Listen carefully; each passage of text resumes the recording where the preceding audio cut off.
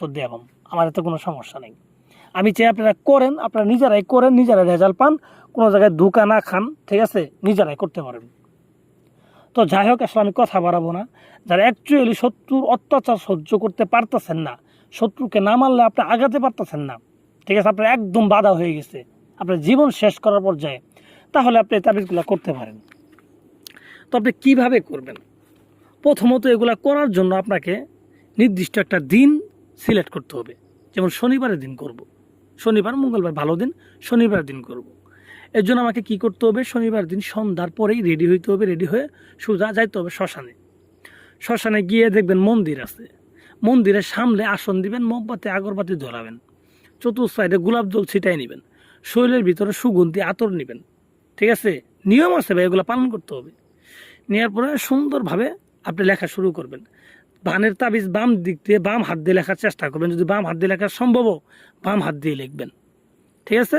এবং মুখের ভিতরে চিরতা বা তিতা জাতীয় কোনো বস্তু মুখে রাখি শত্রুর কথা মনে মনে ভেবে এই তাবিজ লেখা শুরু করবেন।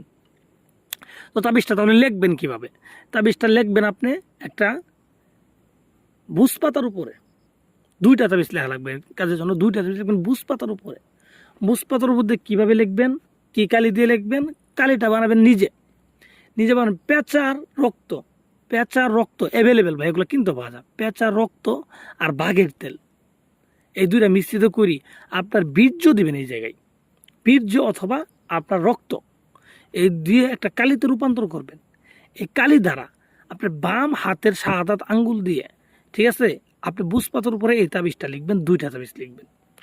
তো লিখার পরে তাবিজের নিচে আপনার কাঙ্ক্ষিত শত্রু যাকে করতে চান, বলে আবার আপনার নাম লিখেন না, যাকে করতে চান তার নাম, তার বাবার নাম, ছেলের ক্ষেত্রে, মেয়ের ক্ষেত্রে অবশ্যই জানেনি, মেয়ের নাম, মেয়ের মায়ের নাম, ঠিক আছে, বিবাহিত হলে স্বামীর নাম, এভাবে লিখবেন। লিখে তাবিজটাকে সুন্দর করে বলটাবেন, বলটায় আপনি দুইটা আপনার রূপার মাদুলি ছাড়া হবে না, রূপার মাদুলি নিয়ে দুইটা তাবিজ ভরবেন, মোম দিয়ে মুখ আটকাই দিবেন। তো আটকাই দেওয়ার পর একটা তাবিজ যেখানে বসে কাজটা করলেন ওই জায়গায় 1 হাত পরিমাণ গর্ত করবেন, গর্ত করে তাবিজটা পুঁতে দিবেন। পুঁতে দেওয়ার পর আরেকটা তাবিজ যে থাকবে, এই তাবিজটাকে, ঠিক আছে, নিম গাছের ডালের সাথে বাঁধবেন, নিম গাছের ডালের সাথে বেঁধে চুলায় পুরা দিবেন,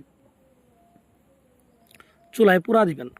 পুরা দিয়ে আপনি 72 ঘন্টা অপেক্ষা করবেন, 72 ঘন্টা মাত্র। আশা করি আপনার কাঙ্ক্ষিত শত্রু আপনি যে উদ্দেশ্য করে লিখছেন এই উদ্দেশ্য হাসিল হয়ে যাবে। এগুলা পরীক্ষিত।